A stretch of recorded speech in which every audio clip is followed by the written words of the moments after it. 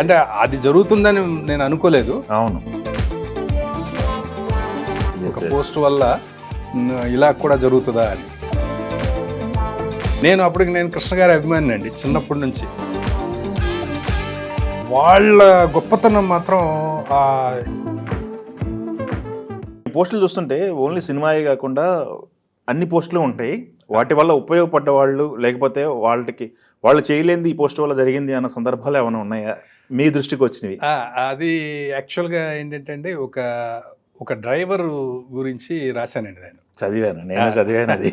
ఆ డ్రైవరు అతని భార్య ఒక ఊర్లో ఒక హాస్పిటల్లో ప్రెగ్నెంట్గా ఉన్నప్పుడు అక్కడ చాలా సీరియస్ అయితే వాళ్ళు ఏదో చేశారు. సీరియస్ అయితే సిటీకి తీసుకొచ్చారు, హైదరాబాద్ తీసుకొచ్చిన తర్వాత ఆవిడ చనిపోయింది. అయితే దానికి కారణం అక్కడ జరిగిన ఆ హాస్పిటల్లో జరిగిన తప్పు అని చెప్పారట. ఇక్కడ ఈ హాస్పిటల్లో దీని గురించి నేను రాశానండి.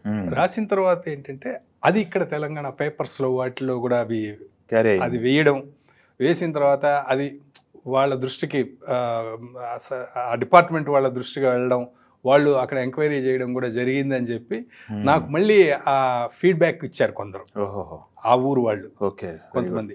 అంటే అది జరుగుతుందని నేను అనుకోలేదు. అవును. బట్ అలా జరగడం మాత్రం నాకు చాలా ఆనందం కలిగించింది. ఒక పోస్ట్ వల్ల ఇలా కూడా జరుగుతుందా అని. యంత్రాంగం కదిలింది కదా, యంత్రాంగం కదిలింది. అలాంటివి ఇంకా నెక్స్ట్ జరగకుండా చూసుకుంటారు కదా వాళ్ళు ఖచ్చితంగా. ఎందుకంటే ఇది పబ్లిక్, ఎందుకంటే అది లక్షల్లో చూసారండి. అది ఆ పోస్ట్ లక్షల్లో చూశారు. అది చాలా వైరల్ అయింది. దానివల్ల జరిగిన ఒక మంచి పని అది అని నాకు అనిపించింది.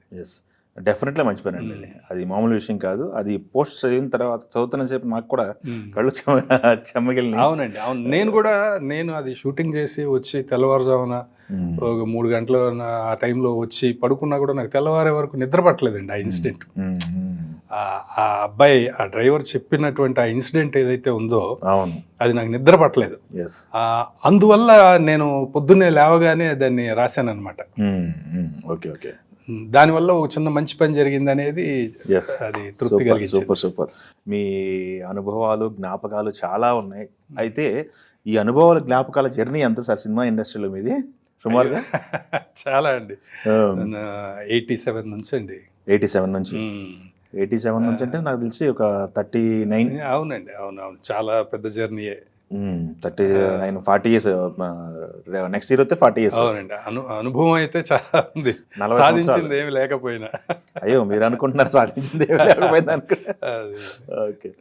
అయితే సార్, మనకి సినిమా ఇండస్ట్రీలో ఎక్కువగా గురువు గారు అంటే మీకు కోటి రామకృష్ణ గారిని ఎక్కువ, ఆయన దగ్గర పనిచేశారు మాక్సిమం సినిమాలు. అవునండి. ఆయన దగ్గరైనా లేకపోతే దానికి ముందు ఏమైనా జర్నీ ఉందా కోటి రామకృష్ణ గారు? యాక్చువల్గా దాని ముందండి నేను ఇంటర్మీడియట్ అయిన తర్వాత మెడ్రాస్ వెళ్ళానండి. మెడ్రాస్ వెళ్ళి అక్కడ ఒక పిక్చర్కి ఒక 20 రోజులు నేను ఆ పిక్చర్లో నేను పని చేయలేదు, కానీ జస్ట్ అబ్జర్వేషన్ అన్నట్లుగా వెళ్ళాను మా బాబాయ్ గారి రికమెండేషన్ తోటి.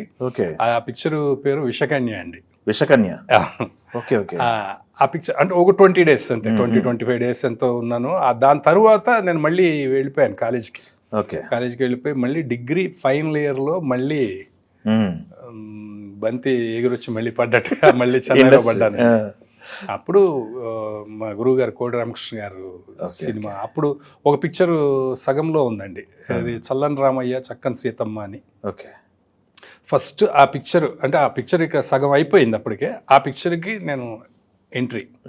తర్వాత ఫుల్ ఫ్లెడ్జ్డ్గా చేసిన పిక్చర్ దొంగోడు వచ్చాడు అనే పిక్చర్. అది ఎన్ రామలింగేశ్వరరావు గారు నిర్మాతగా. ఆ picture first picture. Hero Krishna గారు ఆ సినిమాలో హీరో. కృష్ణ గారా? సూపర్ స్టార్ కృష్ణ గారు.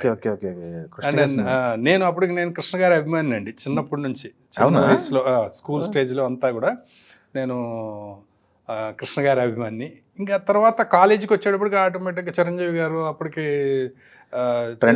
అన్ని ఖైదీలు వచ్చేటప్పటికి అది బాలకృష్ణ గారి సినిమాలు అన్నీ చూసేవాడిని అండి. అన్నీ చూసేవాళ్ళం. తర్వాత దొంగోడు వచ్చాడు సినిమాలో కృష్ణ గారు హీరోగా ఆయనకి వెళ్ళి నాకు బిగినింగ్ స్టేజ్ అయినా డైరెక్టర్ గారు నన్ను వెళ్ళి డైలాగ్ చెప్పమనేవారు. అవునా? ఓకే. నేను వెళ్ళి ఆయనకి, కృష్ణ గారికి ఆ సినిమాలోనే నేను డైలాగులు చెప్పాను. అది ఒక చాలా థ్రిల్లింగ్గా ఉండేది. కృష్ణ గారితో మెమొరీలు చాలా ఉన్నట్టున్నాయి మీ? అవునండి, చేశాం కదా, తర్వాత కూడా చేశాను. మ్మ్. గూఢచారి 117 అని, తర్వాత చుట్టాల అబ్బాయి, అవును. ఈ అలా పిక్చర్స్ అవి చేశాను. ఓకే. ఆ, దాంతో అవన్నీ. ఓకే. మీరు చెప్పారు ఇందాక ఆ తరం నటుల గురించి చాలా విషయాలు నేర్చుకోవాల్సింది ఉంది, అవును. అవి అప్పుడు మాకు తెలియలేదు, ఇప్పుడు గుర్తొస్తుంటే అవునండి, అవును. చాలా వాల్యుబుల్ అనిపిస్తుందని చెప్పేసి. నిజంగానే ఆ రోజున తెలియదండి వాళ్ళ మ్మ్. గొప్పతనం అనేది. మాకు నిజంగానే అంటే ఇది జనరల్గా ఉంటుంది అనేది ఎప్పుడైతే మన కాలం మారిపోయి ఇప్పుడు ఉన్న ట్రెండ్, ఇప్పుడు బిహేవియర్ అనొచ్చు, లేకపోతే ఇంకోటి కావచ్చు, అవునవును. ఇవి చూసినప్పుడు ఓ, ఇప్పుడు ఉన్న వాళ్ళ గొప్పతనం ఇప్పుడు ఉన్న వాళ్ళకి ఉందండి. అవును. కానీ వాళ్ళ గొప్పతనం మాత్రం ఏదో చాలా ఆకాశం అంచుల్లాగా కనిపిస్తుంది అనమాట అవును. ఓకే. మాకు. ఎందుకంటే మా అదృష్టం ఏంటంటే ఆ తరాన్ని, వాళ్ళ ఎండ్ అవును. అంటే వాళ్ళ కెరీర్ ఫినిషింగ్లో చూసాము వాళ్ళని. నెక్స్ట్ జనరేషన్ చూసాము, అవును. వెంకటేష్ గారు, నాగార్జున గారు, వీళ్ళతో పనిచేసాము. దాని తర్వాత జనరేషను పనిచేసాము, అవును. ఇప్పటికి చేస్తున్నాము. ఎస్. కాబట్టి అది చాలా మందికి అది ఆ అదృష్టం ఉండకపోవచ్చు. అవును. మాకు ఇలా జనరేషన్స్ అందరూ చూసేటప్పటికి అవును. అది ఒక ఆ మార్పు ట్రావెలింగ్ బాగుంది అది. బాగుంటుందండి, బాగుంటుంది. ఆలోచిస్తే వాళ్ళు నిజంగానే ఏదో మనకి పేపర్లలో రాసినట్టుగాను, లేకపోతే అది కాదండి, వాళ్ళు నిజంగా చాలా చాలా గొప్పవాళ్ళు అనేది మాకు ఇప్పుడు తెలుస్తుందండి.